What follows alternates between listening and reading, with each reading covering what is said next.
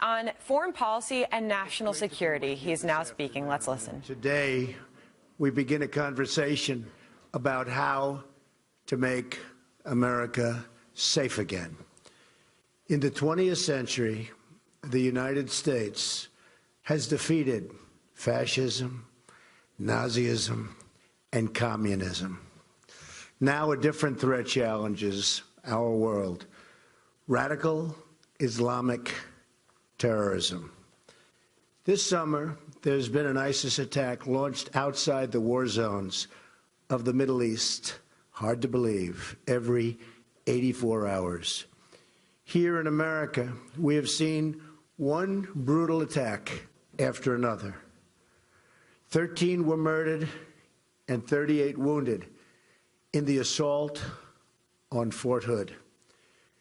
The Boston Marathon bombing wounded and maimed 264 people and ultimately left 5 dead, including 2 of our great police officers.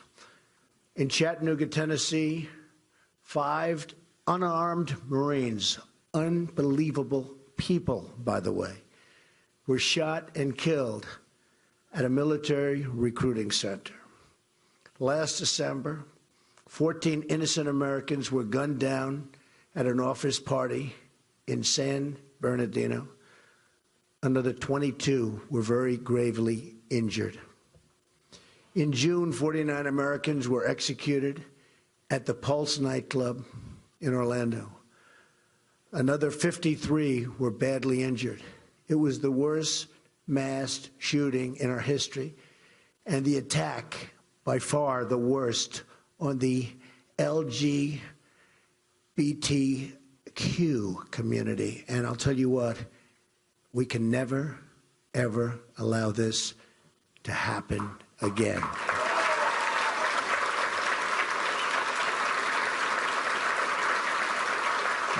In Europe, thank you.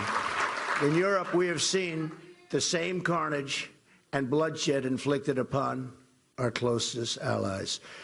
In January of 2015, a French satirical newspaper, Charlie Hebdo, was attacked for publishing cartoons of the Prophet Muhammad.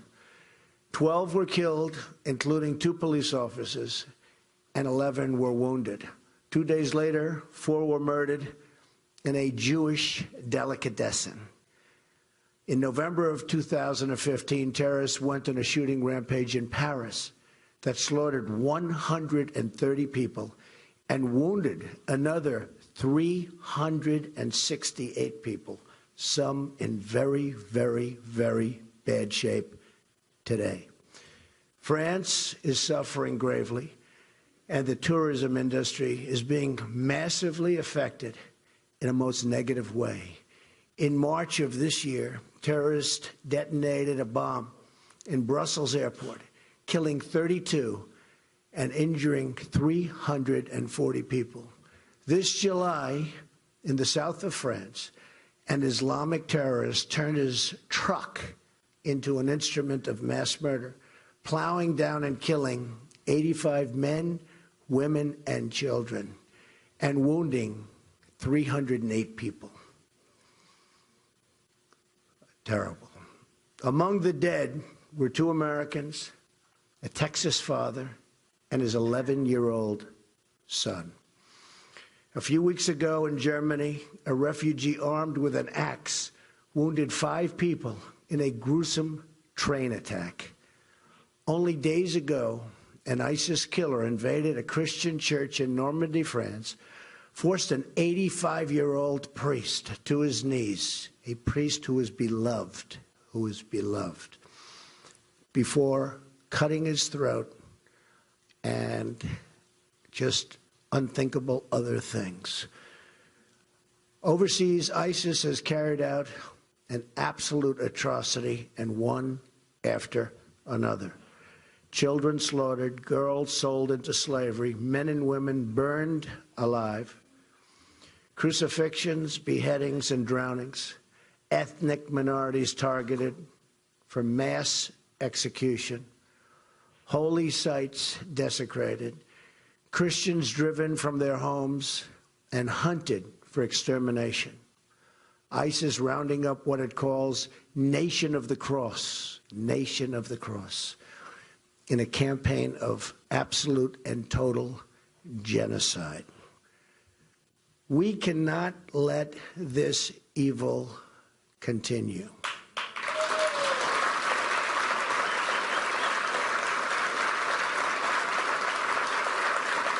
Thank you.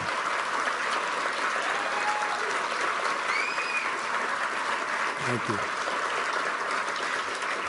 Nor can we let the hateful ideology of radical Islam, its oppression of women, gays, children, and non-believers be allowed to reside or spread within our own countries.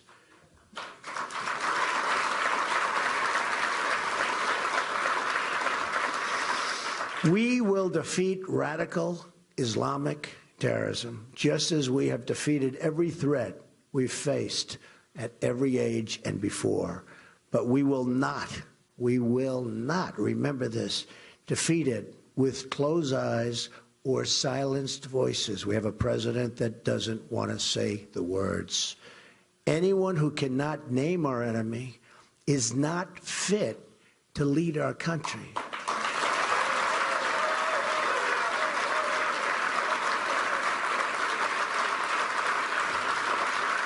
Anyone who cannot condemn the hatred, oppression, and violence of radical Islam lacks the moral clarity to serve as our president.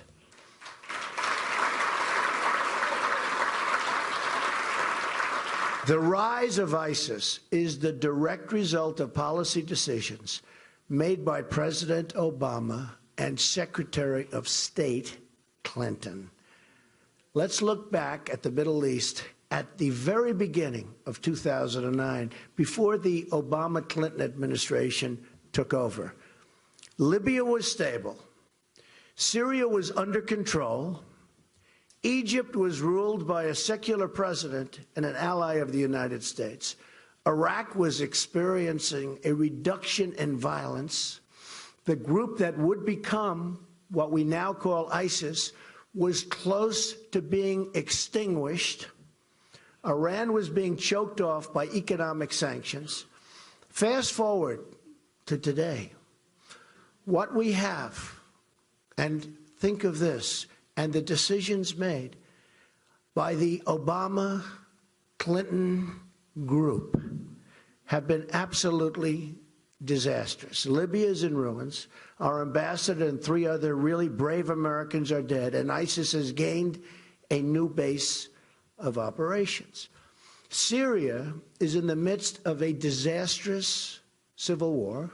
ISIS controls large portions of territory. A refugee crisis now threatens Europe and the United States. In Egypt, terrorists have gained a foothold in the Sinai Desert near the Suez Canal, one of the most essential waterways of the world. Iraq is in chaos, and ISIS is on the loose. ISIS has spread across the Middle East and into the West. In 2014, ISIS was operated in 7 nations. They were in 7 nations. Terrible, but that's what it was. Today, they're fully operational in 18 countries with aspiring branches in 6 more for a total of 24, and many believe that number is actually 28 to 30 countries. They don't even know. The situation is likely worse than the public has any idea. A new congressional report reveals that the administration has downplayed the growth of ISIS, with 40% of analysts saying they had experienced efforts to manipulate their findings. They're trying to make it look much better than it is. It's bad. At the same time, ISIS is trying to infiltrate refugee flows into Europe and to the United States. Iran, the world's largest state sponsor of terrorism, is now flush with $150 billion in cash released by the United States. Plus, if you remember from 2 weeks ago, another $400 million in actual cash that was obviously used for ransom. Worst of all, the nuclear deal puts Iran, the #1 state sponsor of radical Islamic terrorism, on a path to nuclear weapons. In short, the Obama-Clinton foreign policy has unleashed ISIS, destabilized the Middle East, and put the nation of Iran, which chants death to America, in a dominant position of regional power and, in fact, aspiring to be a dominant world power. It all began in 2009 with what has become known as President Obama's Global Apology Tour. We all remember. We all remember. In a series of speeches, President Obama described America as arrogant, dismissive, derisive, and a colonial power. He was describing us. He informed other countries that he would be speaking up about America's past errors. He pledged that we would no longer be a senior partner that sought to dictate our terms. He lectured CIA officers of the need to acknowledge their mistakes and described Guantanamo Bay as a rallying cry for our enemies. Perhaps no speech was more misguided than President Obama's speech to the Muslim world delivered in Cairo, Egypt, 2009. I remember it well. In winning the Cold War, President Ronald Reagan repeatedly touted the superiority of freedom over communism and called the USSR the evil empire. Yet when President Obama delivered his address in Cairo, no such moral courage could be found or would be found. Instead of condemning the oppression of women and gays in many Muslim nations and the systematic violations of human rights or the financing of global terrorism, President Obama tried to draw an equivalency between our human rights record, and remember this, our human rights and theirs. The records are unbelievable and unmistakable. His naive words were followed by even more naive actions. The failure to establish a new status of forces agreement in Iraq and the election-driven timetable for withdrawal surrendered our gains in that country and led directly to the rise of ISIS, without question.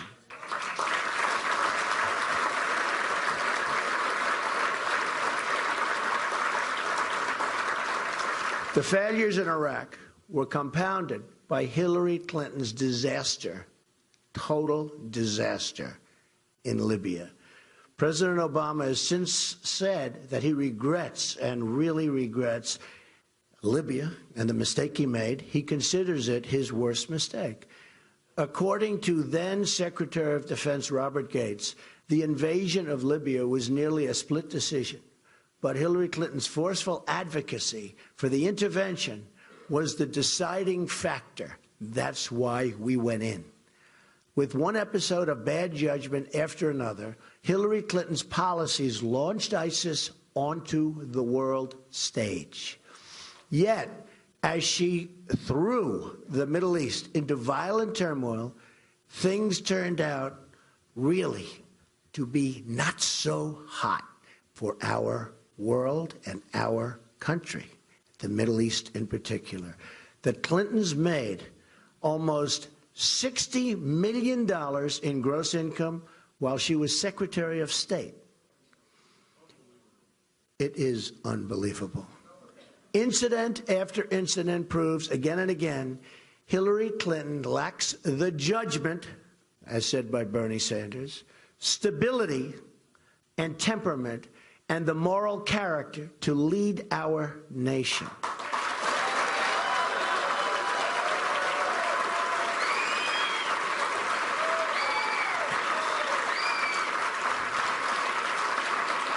Importantly, she also lacks the mental and physical stamina to take on ISIS and all of the many adversaries we face, not only in terrorism, but in trade and every other challenge we must confront to turn our great country around.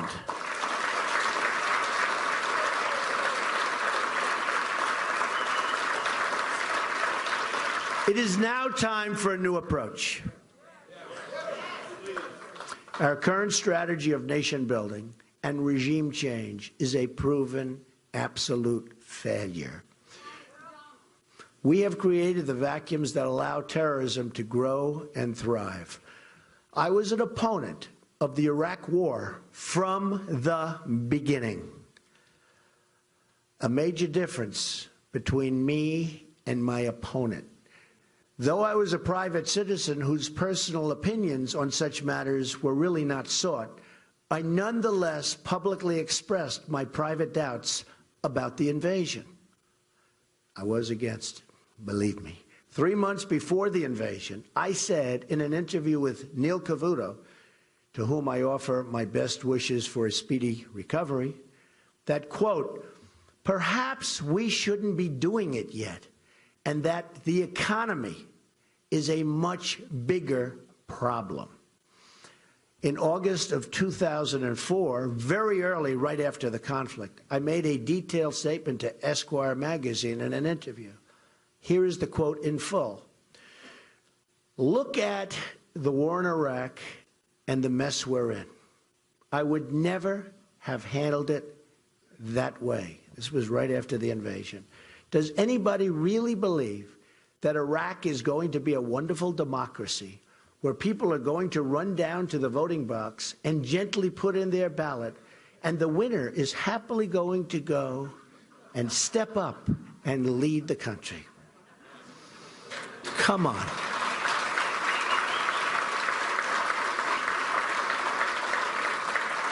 I then continued, 2 minutes after we leave, there's going to be a revolution, and the meanest, toughest, smartest, most vicious guy, in this case, guy, will take over.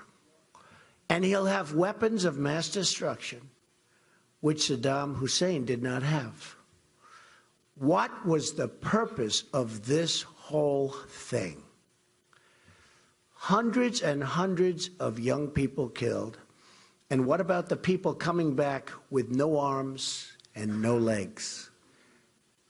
Not to mention, in all fairness, the other side, the tremendous damage done. All those Iraqi kids who've been blown to pieces. And it turns out that all of the reasons for the war were blatantly wrong. All of this death and destruction for nothing. So I've been clear for a long time that we should not have gone in. But I have been just as clear in saying what a catastrophic mistake Hillary Clinton and President Obama made with the reckless way in which they pulled out.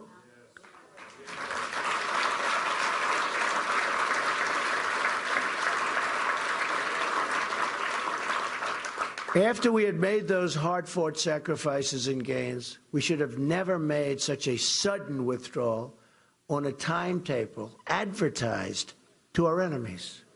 They said, we're moving out. Here's our time, here's our date. Who would do this but an incompetent president?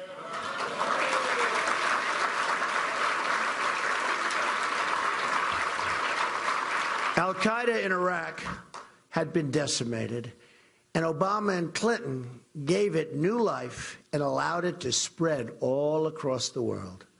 By that same token, President Obama and Hillary Clinton should have never attempted to build a democracy in Libya, to push for immediate regime change in Syria, or to support the overthrow of Mubarak in Egypt. One more point on this. I have long said that we should have kept the oil in Iraq.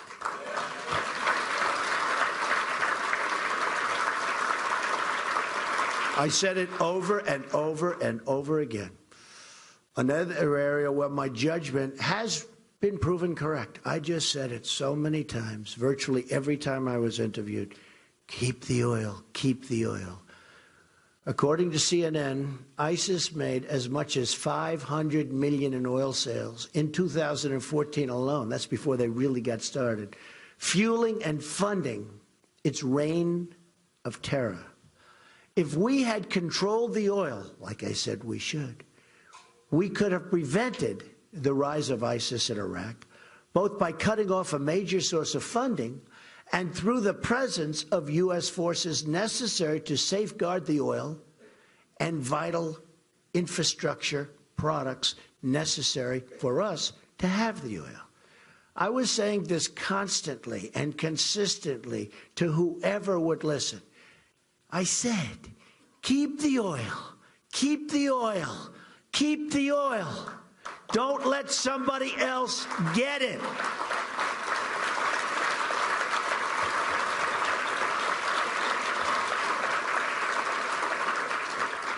If they had listened to me then, we would have had the economic benefits of the oil, which I wanted to use to help take care of the wounded soldiers and families of those who died in the war.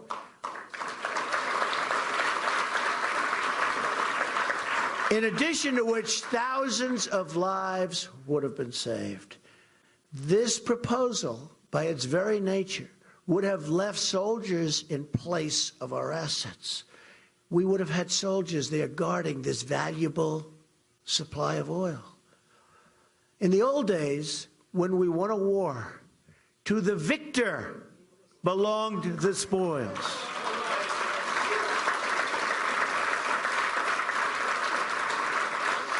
Instead, all we got from Iraq and our adventures in the Middle East was death, destruction, and tremendous financial loss.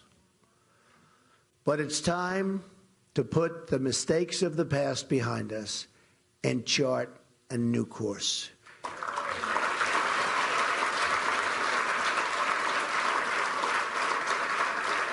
If I become president, the era of nation building will be brought to a very swift and decisive end.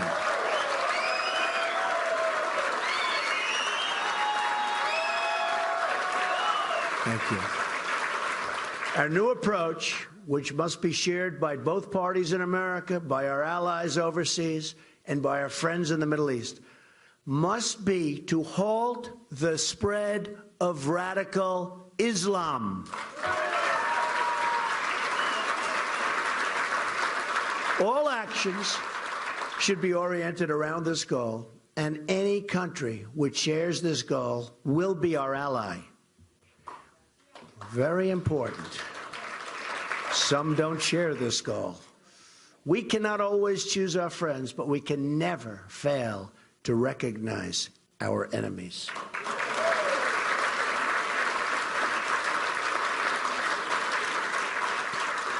As president, I will call for an international conference focused on this goal. We will work side by side with our friends in the Middle East, including our greatest ally, Israel.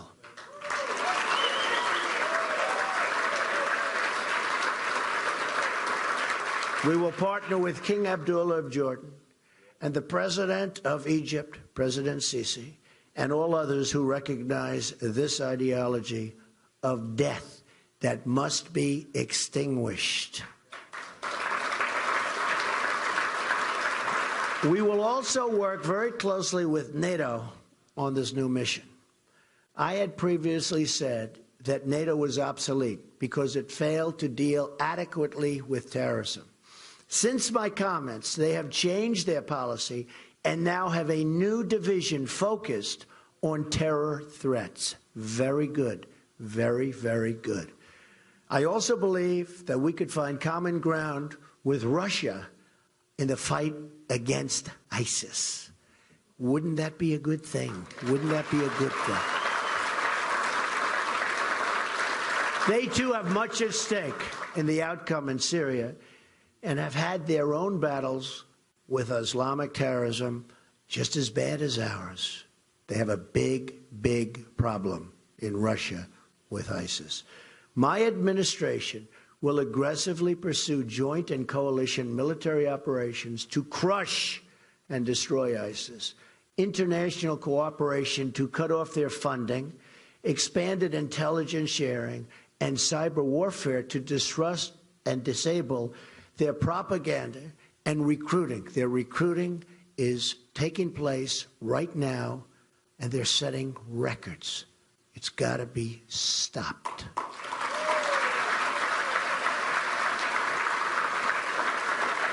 We cannot allow the internet to be used as a recruiting tool and for other purposes by our enemy.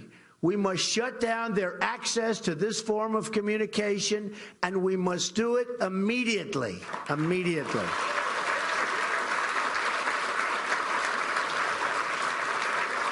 Unlike Hillary Clinton, who has risked so many lives with her careless handling of sensitive information, my administration will not telegraph exactly military plans and what they are.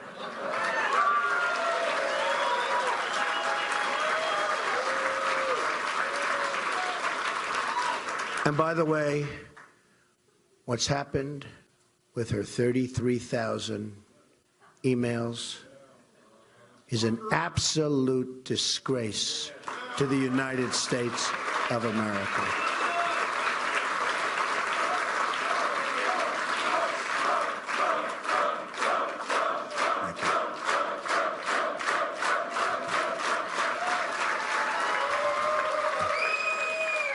I've often said that the great General Douglas MacArthur and the great General George Patton would be in a state of shock if they were alive today to see the way President Obama and Hillary Clinton try to recklessly announce their every move before it happens, like they did in Iraq, so that the enemy can prepare and adapt. Their enemy says thank you. The fight will not be limited to ISIS. We will decimate al-Qaeda, and we will seek to starve funding for Iran-backed Hamas and Hezbollah. So important. We can use existing UN Security Council resolutions to apply new and even stronger sanctions. Military, cyber, and financial warfare will all be necessary to dismantle Islamic terrorism. But we must use ideological warfare as well. Very important. And they use it on us better than we have ever even thought of using it on them. But that will change. Just as we won, thank you, just as we won the Cold War in part, by exposing the evils of communism and the virtues of free markets, so too must we take on the ideology of radical Islam. While my opponent accepted millions of dollars in foundation donations from countries where being gay is an offense punishable by prison or death, my administration will speak out against the oppression of women, gays, and people of different beliefs.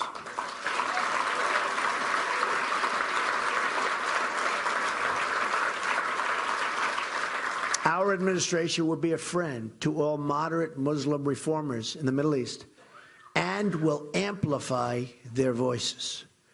This includes speaking out against the horrible practice of honor killings, where women are murdered by their relatives for dressing, marrying, or acting in a way that violates fundamentalist teachings. Over 1,000 Pakistani girls are estimated to be the victims of honor killings by their relatives each year. Recently, a prominent Pakistani social media star was strangled to death by her brother on the charge of dishonoring the family. In his confession, the brother took pride in the murder and said, "Girls are born to stay home and follow traditions." Shockingly, this is a practice that has reached our own shores. On such cases, and many, many cases have happened, but one involves an Iraqi immigrant who was sentenced to 34 years in jail for running over his own daughter, claiming she had been too westernized. To defeat Islamic terrorism, we must also speak out forcefully against a hateful ideology that provides the breeding ground for violence and terrorism to grow. It's a breeding ground. It's a terrible, terrible breeding ground. A new immigration policy is needed immediately and as well.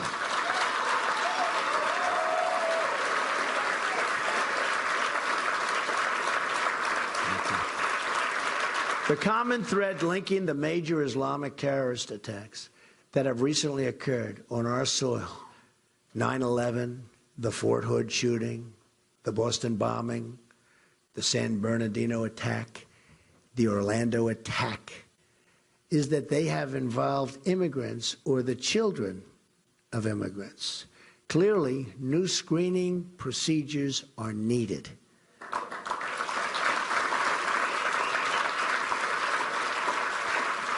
A review by the U.S. Senate Immigration Subcommittee has identified 380 foreign-born individuals charged with terrorism or terrorism-related offenses between 9/11 and 2014, and many more since then, and this year is a record for identification. It's gotten worse, far worse. We also know that ISIS recruits refugees after their entrance into the country, as we have seen with the Somali refugee population in Minnesota. Beyond terrorism, as we have also seen in France, foreign populations have brought their anti-Semitic attitudes with them. In Cologne, Germany, on New Year's Eve, we have seen the reports of sexual violence and assault, far greater than anybody knows. Pew polling shows that in many of the countries from which we draw large numbers of immigrants, extreme views about religion, such as the death penalty, and for those who are involved, the death penalty is very, very common if you don't have the faith that they demand you have. A Trump administration will establish a clear principle that will govern all decisions pertaining to immigration. And we will be tough, and we will be even extreme.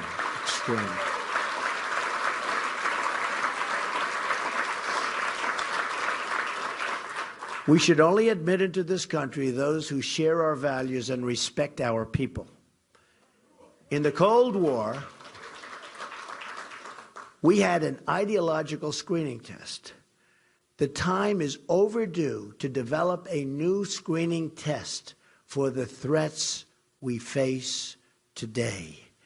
I call it extreme vetting. I call it extreme vetting. Our country has enough problems. We don't need more. And these are problems like we've never had before.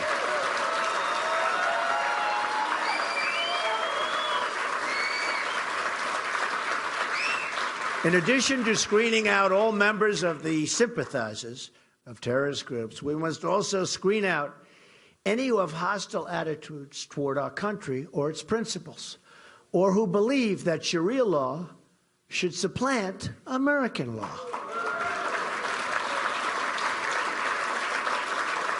Those who do not believe in our Constitution or who support bigotry and hatred will not be admitted for immigration into our country.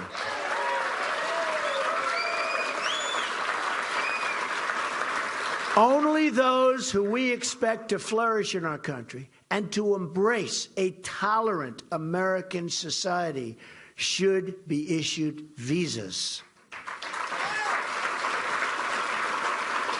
To put these new procedures in place, we will have to temporarily suspend immigration from some of the most dangerous and volatile regions of the world that have a history of exporting terrorism.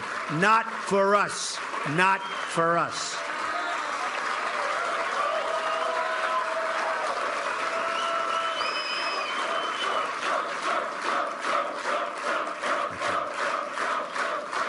Thank you. As soon as I take office, I will ask the State Department and the Department of Homeland Security to identify a list of regions where adequate screening cannot take place. There are many such regions. We will stop processing visas from those areas until such time as it is deemed safe to resume based on new circumstances or new procedures. The size of current immigration flows are simply too large to perform adequate screening.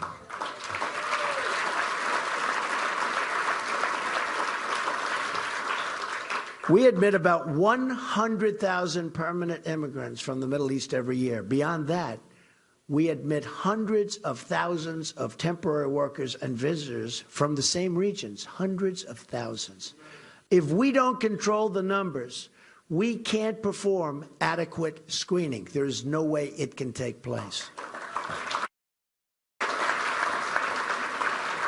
By contrast, my opponent wants to increase, which is unbelievable, no matter who you are, no matter where you come from, wants to increase the flow of refugees by 500% over what they are now.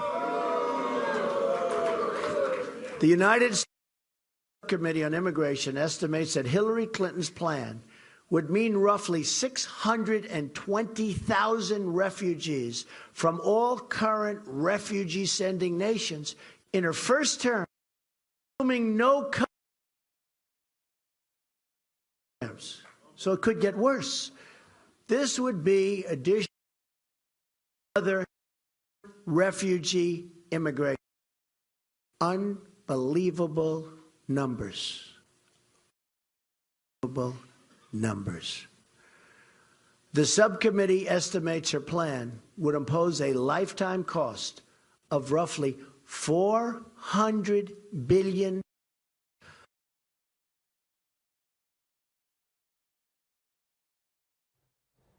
Well, we're clearly having trouble with this feed. Donald Trump coming from Youngstown, Ohio. I believe it's reestablished now. We're doing our very best.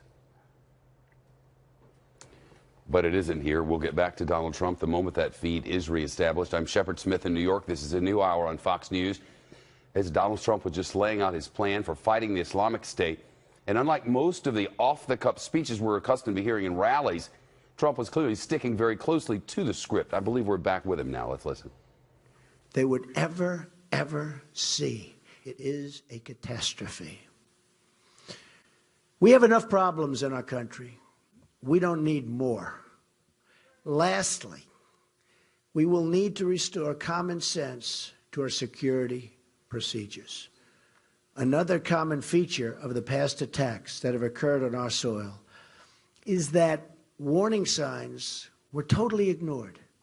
The 9/11 hijackers had fraud all over their visa applications. Almost every one of them.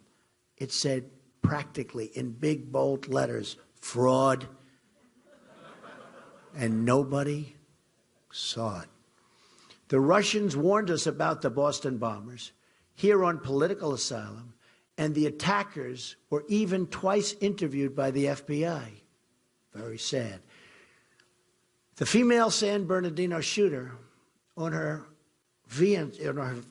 statements and everything that she said, she was here on a fiancé visa, which most people have never even heard of, from Saudi Arabia, and she wanted to support very openly jihad online.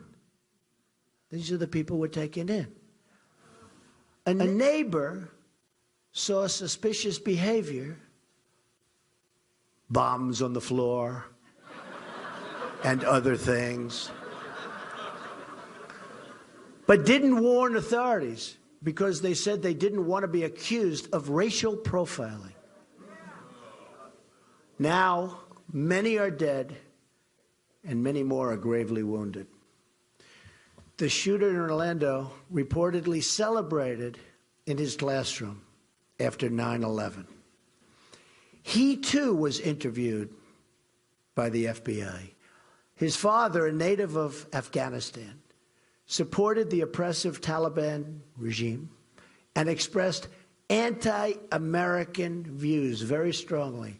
And by the way, was just seen sitting behind Hillary Clinton with a big, fat smile on his face all the way through her speech. He obviously liked what she had to say. It's called weakness. Weakness. It's called stupidity. And we've had it.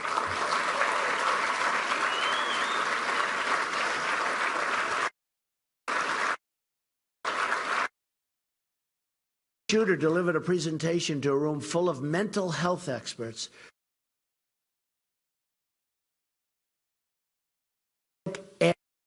Another. He even proclaimed that we love death more than you love life. Not good. These warning signs were ignored because political correctness has replaced common sense in our society.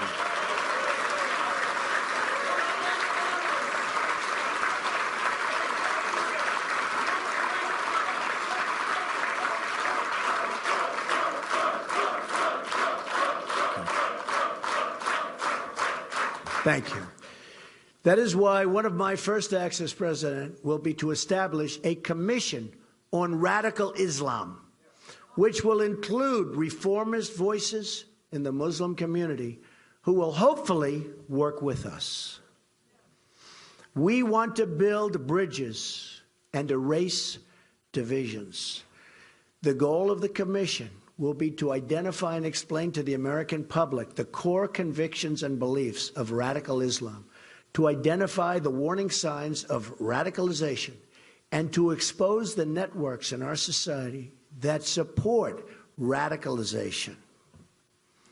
This commission will be used to develop new protocols for local police officers, federal investigators, and immigration screeners. And while I'm at it, we should give a hand to our great police officers and law enforcement officials.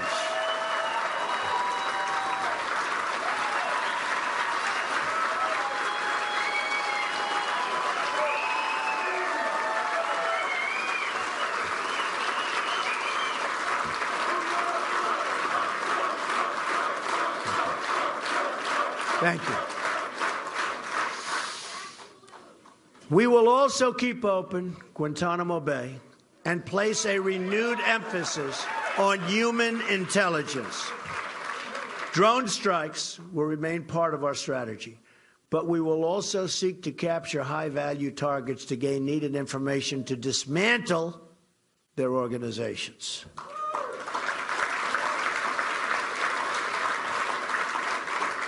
Foreign combatants will be tried in military commissions.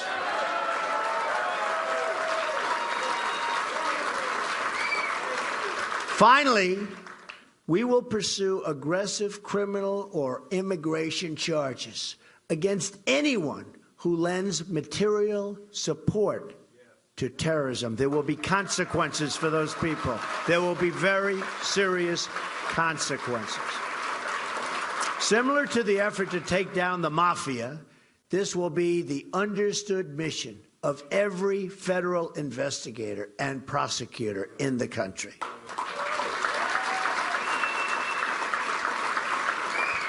To accomplish your goal, you must state a mission. The support networks for radical Islam in this country will be stripped out and removed one by one, viciously if necessary. Viciously if necessary. Immigration officers will also have their powers restored. Those been taken away. Those who are guests in our country that are preaching hate will be asked to return home immediately, and if they don't do it, we will return them home.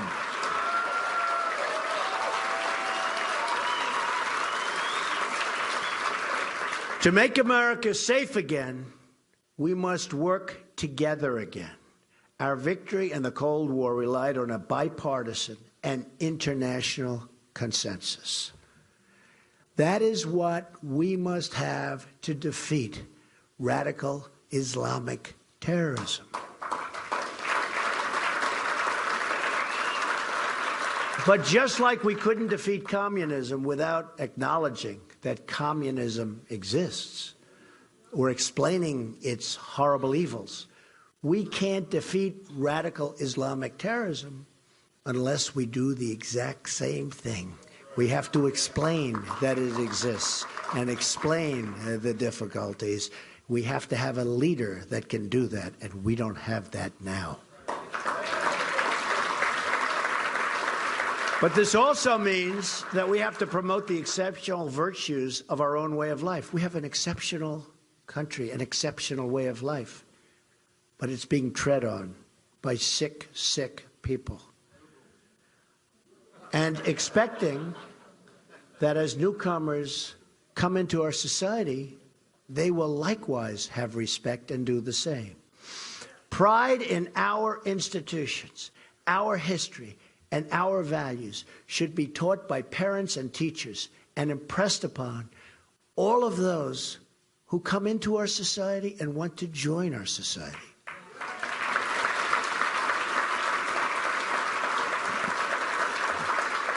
Assimilation is not an act of hostility, but an expression of compassion.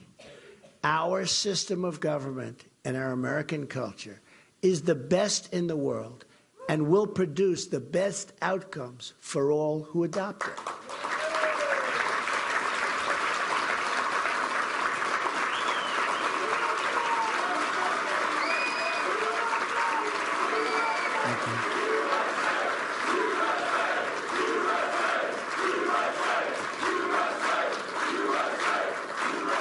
Thank you.